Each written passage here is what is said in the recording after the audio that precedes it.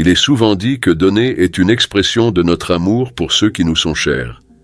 Cependant, parfois, cette générosité est exploitée et ceux que nous chérissons nous déçoivent en s'éloignant une fois leurs besoins satisfaits, disparaissant aussi rapidement qu'un éclair dans l'obscurité.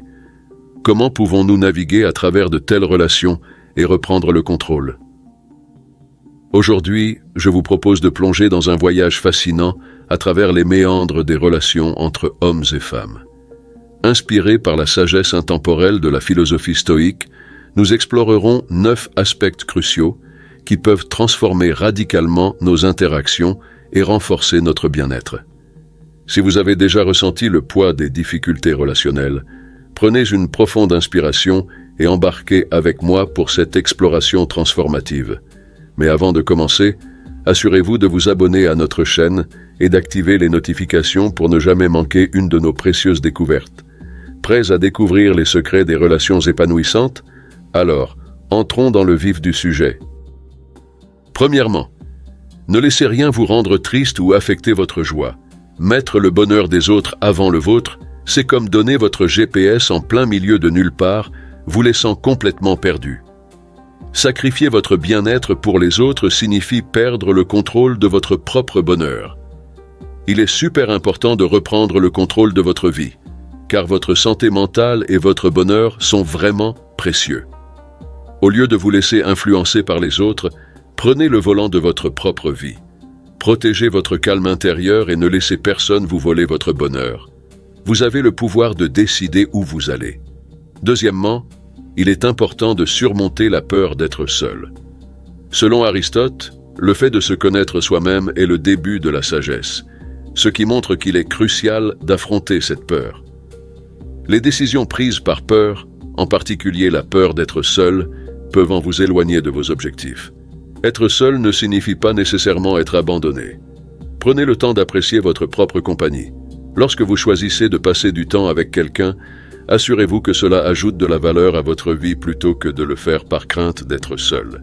Troisième chose, ne consacrez pas trop de temps à quelqu'un. Ne perdez pas votre temps à répondre sans fin aux besoins des autres. Chaque instant donné en excès est du temps perdu pour toujours. Votre temps est précieux. Ne le gaspillez pas pour satisfaire les exigences constantes des autres. Comme le disait Sénèque, nous ne manquons pas de temps, mais nous en gaspillons beaucoup. En leur cédant tout votre temps, vous manquez les moments les plus vibrants de votre vie. Reprenez le contrôle de votre temps, c'est le vôtre. Ne laissez pas quelqu'un d'autre le dominer. Cherchez l'équilibre. Utilisez votre temps avec sagesse. Consacrez-le à des activités qui vous passionnent, vous font grandir et vous rendent heureux. Souvenez-vous que c'est vous qui décidez de votre temps, ne le gaspillez pas pour ceux qui ne le valorisent peut-être pas. Quatrième chose, protégez votre passé en ne divulguant que ce qui est nécessaire. Partager chaque détail, surtout les parties difficiles, revient à dévoiler tous les défis que vous avez rencontrés. L'idée de Freud selon laquelle les vieux souvenirs peuvent nous défier. À nouveau souligne les risques de trop en dire. Gardez votre passé personnel et protégé. Partagez uniquement ce qui est essentiel, en mettant en avant les parties principales qui vous ont rendu résilient.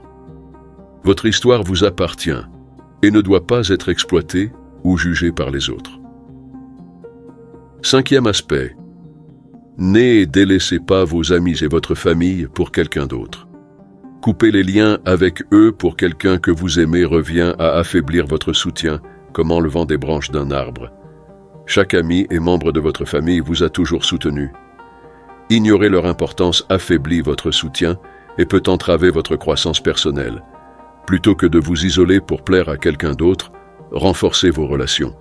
Vos amis et votre famille sont précieux et vous aident à grandir. Cultivez ce réseau vital et embrassez ceux qui vous ont toujours soutenu. Sixième chose, célébrez vos réalisations. L'enseignement d'Épicure, selon lequel nous ne devrions pas seulement chercher l'admiration des autres, mais aussi nous admirer nous-mêmes, est un rappel de célébrer nos réussites. Ne vous laissez pas tellement absorber par le plaisir des autres que vous oubliez de reconnaître vos succès. Chaque pas en avant, aussi petit soit-il, est une victoire digne d'être célébrée. Renforcer la confiance en soi en reconnaissant votre progrès est essentiel pour une vie épanouissante. Septièmement, Ne changez pas votre vie juste pour plaire aux autres. C'est comme essayer de construire une maison avec des briques qui ne s'emboîtent pas correctement. Cela crée de la frustration et de la confusion. Comme le disait Sénèque, partout signifie nulle part. Essayer de jongler avec trop de choses en même temps peut vous rendre désorienté et incertain de votre cap. Au lieu de vous conformer à la norme, soyez fiers de ce qui vous rend unique. Ne laissez personne vous imposer sa vision de la vie.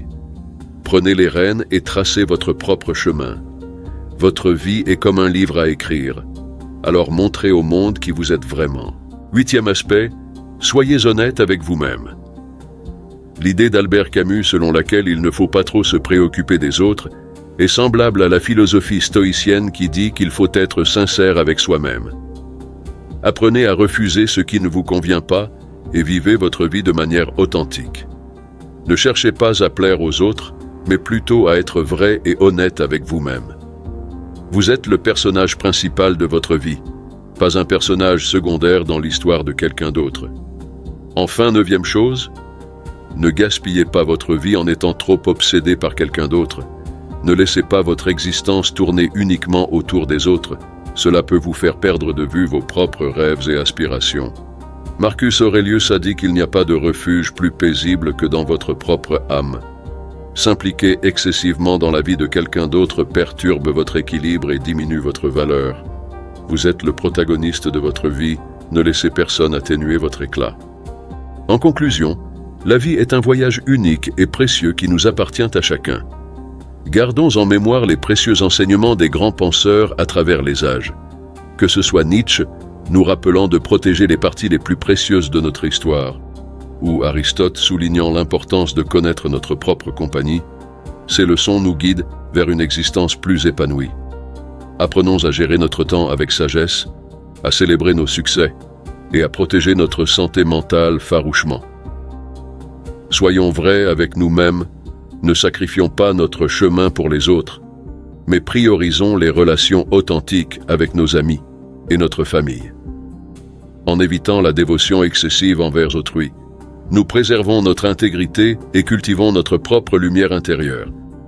Alors, avançons avec confiance sur notre propre chemin, sachant que chaque pas est une victoire en soi et que chaque instant de notre vie est une opportunité de croissance et de bonheur authentique.